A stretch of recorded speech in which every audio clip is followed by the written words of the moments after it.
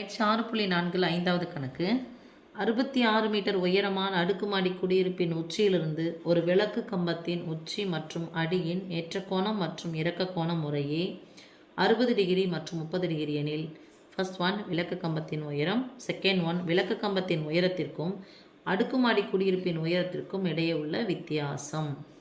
Okay, இப்போது ஒரு உயரமான அடுக்குமாடி கட்டடம் இருக்குது. அந்த கட்டடத்துடைய உயரம் எவ்வளோன்னு கொடுத்துட்டாங்க, 66 மீட்டர். இதான் அந்த கட்டடம்னு எடுத்துக்கிறேன். ஏபி இதனுடைய உயரம் 66 மீட்டர்.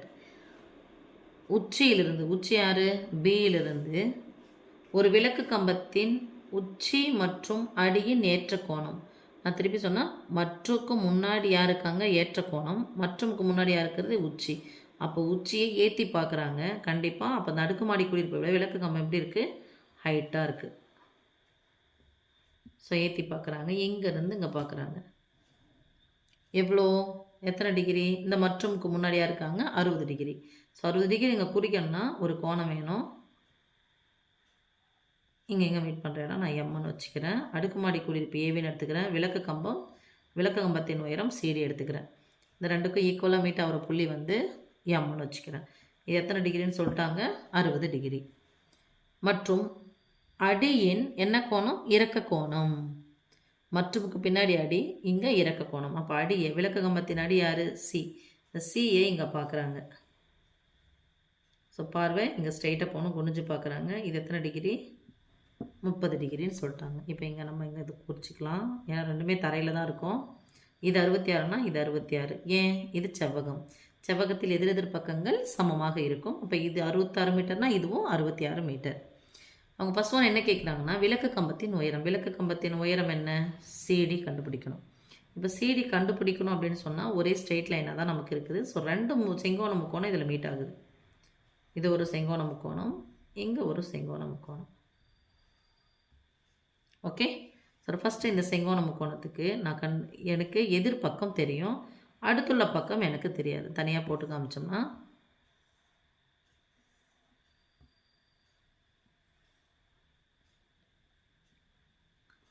இது 30 டிகிரி. இந்த கோணத்துக்கு எதிரில் இருக்கிறது எதிர்பக்கம் 66. அப்போ இது அடுத்துள்ள பக்கம். இது அடுத்துள்ள பக்கம் கிடையாது, இது கர்ணம். செங்கோணத்துக்கு ஆப்போசிட்டில் இருக்கிறது கர்ணம். ஸோ இது எனக்கு தெரியாது. அப்போது tan theta equal to formula என்னது, எதிர்பக்கம் பை அடுத்துள்ள பக்கம். ஸோ tan எத்தனை டிகிரி, 30 டிகிரி ஈக்குவல் டு எதிரில் என்ன பக்கம் இருக்குது சாமி, 66 பை அடுத்துள்ள பக்கம். இந்த புள்ளிக்கு பேர் நம்ம என்ன வச்சுக்கிறோம் பாருங்கள், பிஎம். அப்ளை பண்ணுங்கள். tan 30 டிகிரி மதிப்பு 1/√3 ஈக்குவல் டு 66 பை பிஎம். எனக்கு பிஎம்னுடைய மதிப்பு வகுத்தல் இருக்குது, எனக்கு பெருக்கல்ல வேணும். ஸோ இந்த வகுத்தலாக இருக்கிற பிஎம் இந்தாண்ட பக்கம் போனால் பெருக்கலாக மாறும். இந்த வகுத்தலாக இருக்கிற √3 இந்தாண்ட பக்கம் போனால் பெருக்கலாக மாறும். 4 பிஎம் ஈக்குவல் டு 66 முழு எண், அதுக்கு பின்னாடி இருக்கிறது இன்ட்டு விகிதமுறா எண் √3 மீட்டர். இப்போ அடுத்த செங்கோண முக்கோணம் பாருங்கள், இந்த இருக்கு இல்லையா, இது தனியாக வேணால் நான் உங்களுக்கு போட்டு காமிக்கிறேன். இந்த பிஎம் தானே இது அடிப்பக்கம். இது எவ்வளோன்னு கிடச்சிச்சு, 66 இன்ட்டு √3. இது 60 டிகிரி. இப்போ சொல்லுங்கள், tan 60 டிகிரி ஈக்குவல் டு இதுக்கு எதிரில் இருக்கிறது எதிர்பக்கம்.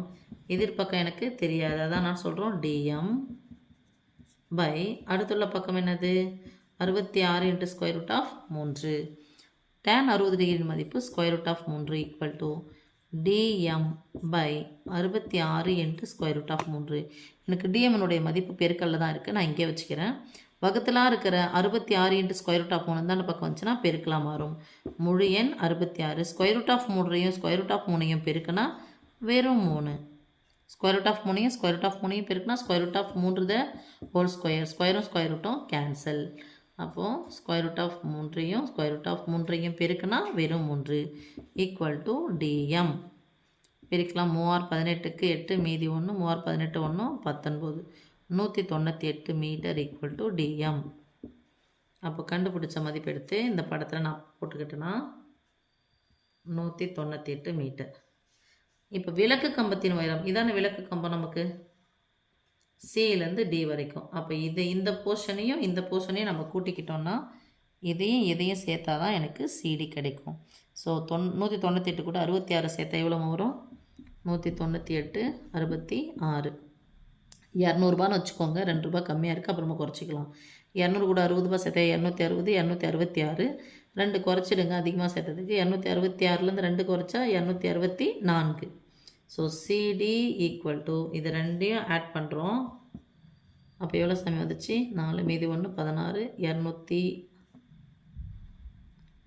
CD equal to 264 metre. இதுதான் விளக்கு கம்பத்தின் உயரம். செகண்ட் கொஸ்டின் என்ன கேட்டிருக்காங்க? விளக்கு கம்பத்தின் உயரத்திற்கும் அடுக்குமாடி குடியிருப்பின் உயரத்திற்கும் இடையே உள்ள வித்தியாசம்.